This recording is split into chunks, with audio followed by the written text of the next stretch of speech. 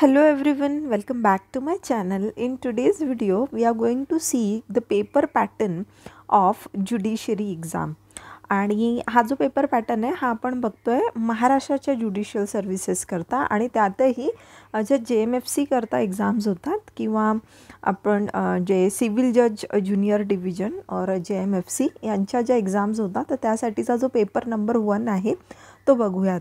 आता ह्याच्यामध्ये कुठकुठले सब्जेक्ट्स आहे बघा. CPC आहे, TPA that is transfer property act, then specific relief act, law of contract, sale of goods act and partnership act. तर आता तुमच्या एक लक्षात आलं असेल की हे जे सगळे विषय आहेत ना आपले हे फर्स्ट आणि सेकंड इयरपर्यंत झालेले असतात, बरोबर आहे. सो फक्त CPC जो आहे हा आपल्याकडे पुणे युनिव्हर्सिटीला जो आहे थर्ड इयरला आहे. बट कुठलाही सब्जेक्ट असा नाही आहे की जो आउट ऑफ सिलेबस आहे. हे जे सगळे सब्जेक्ट्स आहे ना आपण हे LLB दरम्यान जे आहे कवर केलेले असतात आणि म्हणूनच मी नेहमी माझ्या स्टुडंट्सलाही सांगत असते की जर तुम्ही कॉलेजमध्ये तुमचा स्टडी जो आहे हा व्यवस्थितरित्या केला, सिरियसली केला तर ज्युडिशरी ही काय फार अवघड नाही. तर आता ह्या एक्झाम करता टाईम लिमिट किती आहे तर तुम्हाला 3 तासाचा वेळ जो आहे दिला जातो आणि परीक्षा जी आहे ती 100 मार्क्ससाठी असते. आता इथे काही सूचना दिलेल्या आहेत आणि त्या सूचना जे आहे ते वाचणं खूप गरजेचं आहे because one needs to follow them while writing the exam. आता सगळे क्वेश्चन्स या ठिकाणी कंपल्सरी आहे. सगळे क्वेश्चन्स कंपल्सरी आहे म्हणजे जे क्वेश्चन नंबर 1, 2 त्यातले सब क्वेश्चन्स नाही, तिथे काही ऑप्शन्स आहेत. आणि क्वेश्चन नंबर 1ला जे आहे 20 मार्क्स आहे. बाकी इतर जे दुसरे क्वेश्चन्स आहेत ते त्यांना 16 मार्क आहे आणि त्यात मग तुम्हाला 4 ऑप्शन्स आहे ॲक्च्युली, प्रत्येकी 4 सॉल्व करायचं आहे. तर एका सब क्वेश्चनला 4 मार्क असं तो पुढे त्याचा डिव्हिजन होतो. Answers must be to the point wherever possible quoting the specific provision of law. To the point answer लिहायचं हे ना की आपण LLBला जसं काहीही म्हणजे बरेचसे स्टुडंट्स करतात बघा की काही नाही आठवलं तर काहीतरी फेकाफाकी आपण ज्याला म्हणतो तशा पद्धतीने क्वेश्चन पेपर जो आहे सॉल्व करून येतात. तर तसं अजिबात इथे चालणार नाही. टू द पॉईंट आपल्याला लिहायचं आणि लॉची स्पेसिफिक प्रोव्हिजन जी आहे ती कोट करायची आहे. Do not reproduce any question म्हणजे प्रश्न पुन्हा लिहायचा नाही. जो इथे प्रश्नपत्रिकेमध्ये प्रश्न दिला आहे ना तो पुन्हा तुम्ही उत्तरपत्रिकेमध्ये लिहायचा नाही. Just you have to write answer number. Okay. Then wherever option has been given only the required number of responses in the serial order attempted shall be assessed. Excess response shall be ignored. म्हणजेच बघा आता suppose any 4 दिलेला आहे, ठीक आहे, कोणतेही 4 आणि त्यामध्ये जर तुम्ही 5 आन्सर लिहून येतात तर सिरियल वाईज फक्त जे पहिले 4 आहेत ना हेच कन्सिडर केले जातील. जो ॲडिशनल तुम्ही एक्स्ट्रा एक अटेम्प्ट करून आलेला आहे याला इग्नोर करण्यात येईल म्हणजे त्याला तपासलंही जाणार नाही. Then rule number 6 is other than cited cases candidate should not write roll number, any names including their own signature, address और any indication of their identity anywhere inside the answer book otherwise he will be penalised. आता बघा जे आपण केस lodge वगैरे लिहितो तर त्या व्यतिरिक्त म्हणजे अशा कुठल्याही प्रकारचा कुठलाही मजकूर जो आहे तो तुम्ही लिहून यायचा नाही की ज्याच्याने तुमची ओळख जी आहे, तुमची आयडेंटिटी जी आहे ती समोरच्याला कळू शकते. आणि जर असं कुणी काही केलेलं असेल की स्वतःचा तुम्ही रोल नंबर लिहून आलात किंवा साईन वगैरे काहीतरी केलं, व्हॉट एव्हर अशा पद्धतीच्या गोष्टी केल्या तर ते म्हणजे त्या स्टुडंटला जे आहे ते पिनलाइज करण्यात येईल. म्हणजेच काय, तो शिक्षेस पात्र असेल. त्यानंतर English version of the question shall be authentic in case of any type of any ॲम्बिग्विटी.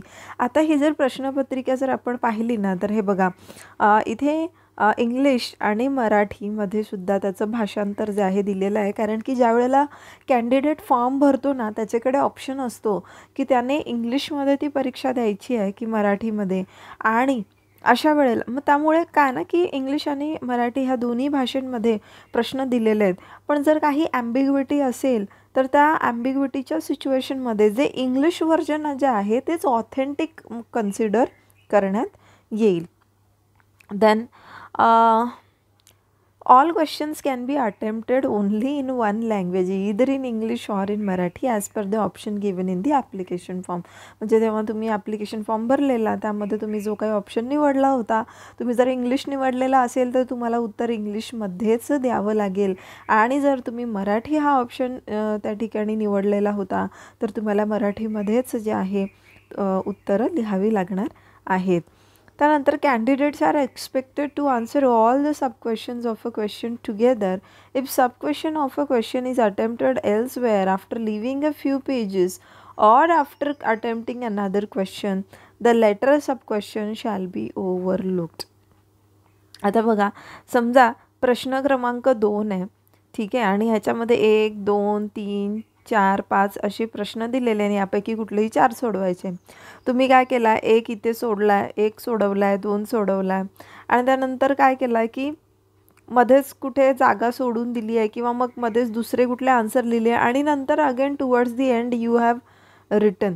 तर हे इग्नोर करण्यात येईल, ते कन्सिडर करण्यात येणार नाही. म्हणजे जर तुम्ही काही पेजेस सोडलेले किंवा त्यानंतर तुम्ही दुसरेच प्रश्न सॉल्व्ह केले आणि मग पुन्हा तुम्ही हा क्वेश्चन जो आहे इकडे कुठेतरी सॉल्व्ह केला आहे, हे बघा आपलं असं हे ग्रॅज्युएशन लेवलला चालून जातं, इवन LLBमध्ये सुद्धा हे चालून जातं. पण ज्युडिशरीमध्ये असं चालणार नाही. तुम्हाला एका सिक्वेन्समध्येच क्वेश्चन नंबर 1 जो आहे तो पूर्ण सॉल्व्ह केल्यानंतरच क्वेश्चन नंबर 2 सॉल्व्ह करायचा आहे. क्वेश्चन नंबर 2 इथे सॉल्व्ह झाल्यानंतर क्वेश्चन नंबर 3 घ्यायचा आहे, आणि तेही त्याचे सब क्वेश्चन्स जे आहेत म्हणजे 1 2 3 जे काही असेल तर ते इथे झाल्यानंतर जितके तुम्ही लिहिले इथे एका सिक्वेन्समध्ये तेवढंच कन्सिडर केलं जातील. क्वेश्चन नंबर 2 नंतर तुम्ही क्वेश्चन नंबर 3 मधले जर सब क्वेश्चन सॉल्व्ह केले, नंतर 4 मधले केले आणि पुन्हा मग तुम्ही क्वेश्चन नंबर 2चे केले तर असं जे आहे कन्सिडर केलं जाणार नाही. तर आता आपण जे आहे बघूयात की प्रश्न कशा पद्धतीचे असतात.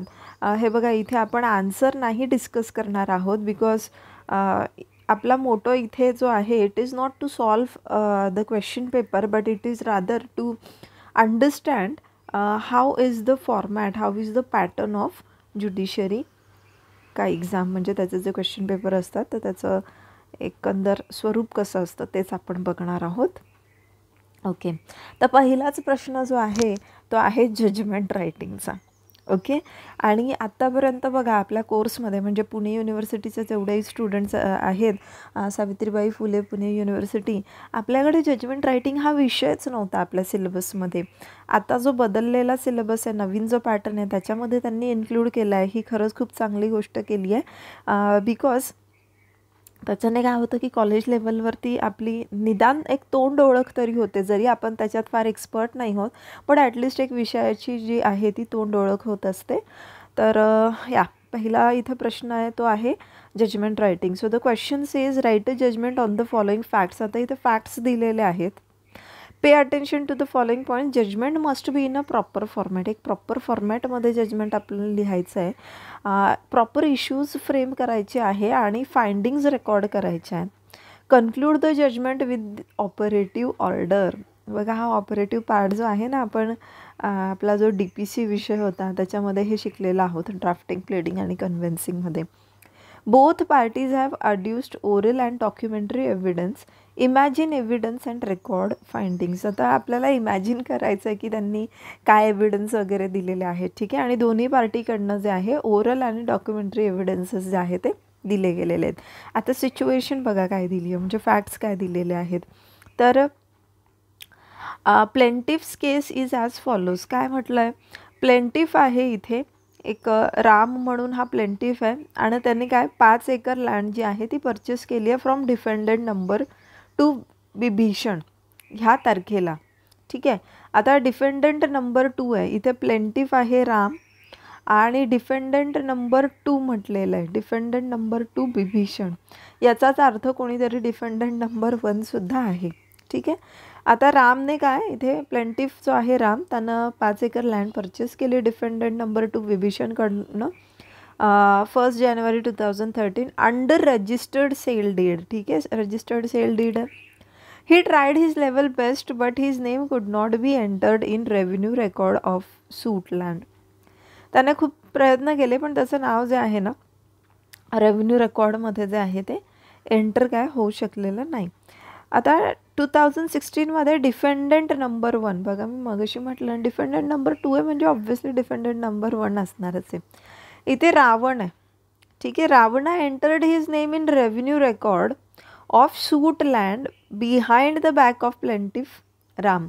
म्हणजे ह्या प्लेंटिफला माहीत नसताना, ठीक आहे, ह्याच्या मागे त्यांना काय केलेलं आहे की रेव्हेन्यू रेकॉर्डमध्ये म्हणजे जो आपला महसूल रेकॉर्ड असतो ना त्याच्यामध्ये स्वतःचं नाव जे आहे ते लावून घेतलं आहे त्या जागेसाठी. आता ह्याची म्हणजे ह्याची माहिती जी आहे ती प्लेंटिफला नाही आहे आणि त्याच्या माहिती विना हे सगळं त्यांना केलेलं आहे. In the year 2023 Ravana obstructed Ram from entering in to the suit land by denying his title and possession over suit land. आणि 2023मध्ये त्याने काय केलं बघा, 2016मध्ये त्यानं त्याचं नाव लावून घेतलं रेकॉर्डमध्ये आणि 23मध्ये त्यानं काय केलं, आता तो रामला जो आहे ऑब्स्ट्रक्ट करतो त्या लँडमध्ये एंटर करण्यापासून. तो म्हणतो की बाई इथे माझ्याकडे याचं टायटल आहे, you don't have the title and you don't have the possession also. मग राम जो आहे आपला प्लेंटिफ हा काय करतो, he filed suit for declaration of ownership with perpetual injunction against Ravana and Vibhishan. मग तो सूट फाईल करतो आहे कशा करता, डिक्लेरेशन ऑफ ओनरशिप आणि परपेच्युअल इंजंक्शन करता. आता डिफेंडंट काय म्हणतो, ही तर झाली प्लेंटिफची केस. डिफेंडंट काय म्हणतो, despite sufficient opportunities defendant Vibhishan did not file written statement. आता विभीषण म्हणजे ज्याच्याकडनं यानं लँड परचेस केली होती त्याने तर WS त्याचा फाईलच केलेला नाही आहे. रावणा जो आहे त्यानं कॉन्टेस्ट केलेला suit by denying plaintiff's title and possession over suit land and asserted his own since 2016 onwards. तर तो काय म्हणतो 2016पासून काय माझ्याकडं टायटल आहे आणि पोझिशन पण आहे जागाचं. आणि according to him he perfected his title over suit land by way of adverse position. आता बघा तो काय म्हणतो आहे की मी ॲडवर्स पोझिशन थ्रू जे आहे म्हणजे माझं टायटल जे आहे ते लावून घेतलेलं आहे आणि तो ऑब्जेक्शन रेज करतो की प्लेंटिफचं नाव कधीही रेकॉर्ड जे आहे म्हणजे रेव्हेन्यू रेकॉर्ड जो आहे त्याच्यावरती लागलंच गेलेलं नाही, तिथे एंटरच झालेलं नाही आहे. Okay. And plaintiff never challenge entries. जो प्लेंटिफ आहे म्हणजे जो राम आहे त्याने कधी रावणाचं जे नाव लागलेलं आहे इथे रेव्हेन्यू रेकॉर्डमध्ये ते त्यांना कधी चॅलेंज पण केलेलं नाही आहे. नाव plaintiff has no cause of action. तो म्हणतो suit is not within limitation. हा सूट जो आहे लिमिटेशनमध्ये नाही आहे. मार्केट व्हॅल्यू जी आहे त्या सूट लँडची हे 20 लाखांपेक्षा जास्त आहे. प्लेंटिफनं त्याचं व्हॅल्युएशन जे आहे म्हणजे ते प्रॉपरली केलेलं नाही आहे, त्यामुळं ह्या कोर्टाला ज्युरिस्डिक्शनच नाही आहे ट्राय करण्याचं असा तो म्हणतो आहे. आणि त्याची प्रेयर आहे की हा सूट जो आहे डिसमिस करण्यात यावा विथ सूट कॉस्ट. तर अशी ही सिच्युएशन जी आहे दिलेली आहे आणि याच्यावरती आपल्याला काय करायचं आहे, जजमेंट लिहायचं आहे. मग त्यामध्ये इश्यूसुद्धा फ्रेम करायचा आहे आणि एव्हिडन्स स्वतः आपण इमॅजिन करायचे आहे. आता एव्हिडन्स इमॅजिन करणं is not that difficult. Why, because जी सिच्युएशन दिली आहे ना त्याच्यामध्ये आपल्याला लगेच लक्षात येतं. आता इथे एव्हिडन्समध्ये काय काय येणार वगैरे बघा, तो रेव्हेन्यू रेकॉर्ड वगैरे जो आहे दाखवणार म्हणजे 7/12 अँड ऑल, हा याचा रजिस्टर्ड सेल डीड दाखवणार वगैरे वगैरे है ना. So today we are not discussing actually the answers, only the question paper, so I'll not go into the answer part. तर हा होता आपला question number 1. So question number 1 जो आहे हा आहे जजमेंट रायटिंग आणि त्याला 20 मार्क आपण पाहिली. क्वेश्चन नंबर 2 जो आहे that is write short notes on any 4 of the following. आता इथे किती दिलेले 1 2 3 4 5 6. So 6 questions are given out of which you have to write short notes on any 4. 16 मार्कांचा हा प्रश्न आहे म्हणजे प्रत्येकी किती 4 मार्क आहे, कुठलेही 4 लिहायचे आहेत ना. Now which properties do not come under the purview of transfer of properties act. बघा TPA आपल्याला हा 3rd सेमिस्टरला होता है ना. And this is so very easy answer. तुम्हाला जर म्हणजे तुम्ही LLB व्यवस्थित केला असेल ना, खरंच ज्युडिशरीसाठी खूप जास्त कष्ट घेण्याची गरज नाही आहे. Then difference between rejection of plaint and return of plaint है ना. If I am not wrong order 10 आणि ऑर्डर 11मध्ये हे दिलेलं आहे. रिटर्न ऑफ प्लेंट कधी होतो, बेसिकली तुम्ही चुकीच्या कोर्टामध्ये ते दाखल केलेलं असेल तर ते योग्य कोर्टामध्ये दाखल करणार. आणि रिजेक्शन ऑफ प्लेंट काय की प्लेंटमध्येच काही मूलभूत काही कमतरता आहे, काही त्रुटी आहे, तर तो रिजेक्ट होतो. देन रिप्रेझेंटेटिव्ह सूट आहे. Effect of non registration of partnership firm. what are the effects of not registering a partnership firm. Then what is a summary suit. Procedure while compromising the suit on behalf of minor plaintiff or defendant. So you see हे सगळं जे आहे ना आपलं LLB लेवलला झालेलं आहे, काहीच याच्यामध्ये नवीन असं नाही आहे. Then question number 3 is write short notes on any 4 of the following. Again 6 questions are given, out of which you have to attempt any 4 and 16 marks आहे, म्हणजे प्रत्येकी 4 मार्क आहेत. इंजंक्शन वेन रिफ्युज्ड, इंजंक्शन कधी refuse करण्यात येतं. What is restitution, again very easy. What is, then you have to write short note on list pendency.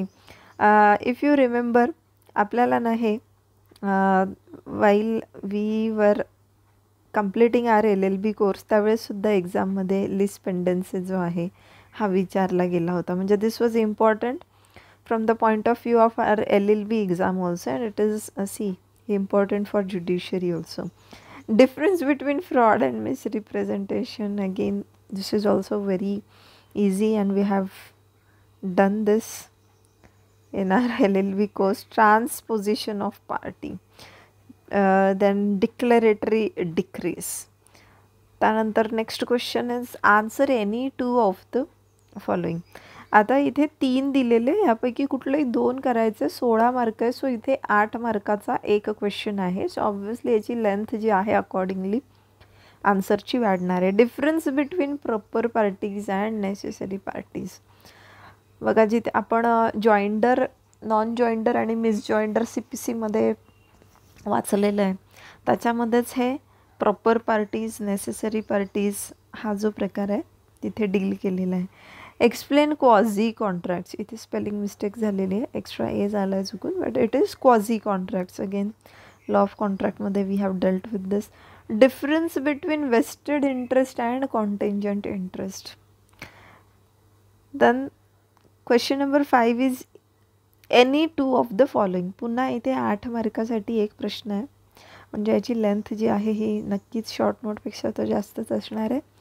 Define unpaid seller and what are is rights. बघा first इयरमध्येच हे सगळं झालेलं असतं. अगदी फर्स्ट इयरचं, ज्यानं फक्त फर्स्ट इयर LLBचं कंप्लीट केलं आहे तो सुद्धा हा आन्सर अटेम्प्ट करू शकतो. त्यानंतर what are the rights and liabilities of minor partner in partnership firm. Again first year student can write this answer. What is difference between reference, review and revision. हा CPCमध्ये जो आहे आपल्या LLBच्या एक्झाममध्ये पण युनिव्हर्सिटी विचारतेच, हमखास विचारते हा प्रश्न, आणि हाच क्वेश्चन बघा इथे ज्युडिशरीमध्ये सुद्धा विचारला गेलेला आहे. Now again short notes. तो कुठलाही 4 आपल्याला सॉल्व करायचे, 6 दिलेले आहे, म्हणजे 4 मार्क प्रत्येकी एका आन्सरला आहे. Effect of death of party in pending suit. Then suit to include whole claim, novation of contract, mode of determining existing of partnership firm, rights of agent, transfer of decree. Again these are very easy topics. So this was the whole format, not just format but even questions पण आपण पाहिले डिटेलमध्ये. तर अशा पद्धतीने जो आहे आपला जो JMFC आहे, म्हणजे JMFCची जी एक्झाम आहे ह्याच्याकरता प्रश्नपत्रिका किंवा क्वेश्चन जे आहे अशा पद्धतीने विचारले जातात आणि अशा पद्धतीची जी आहे मार्कांची विभागणी असते. जर तुम्हाला हवं असेल तर अजूनही इतर जे क्वेश्चन पेपर्स आहेत ते सुद्धा आपण डिस्कस करू शकतो. तसं तुम्ही मला कमेंट सेक्शनमध्ये नक्की नमूद करा.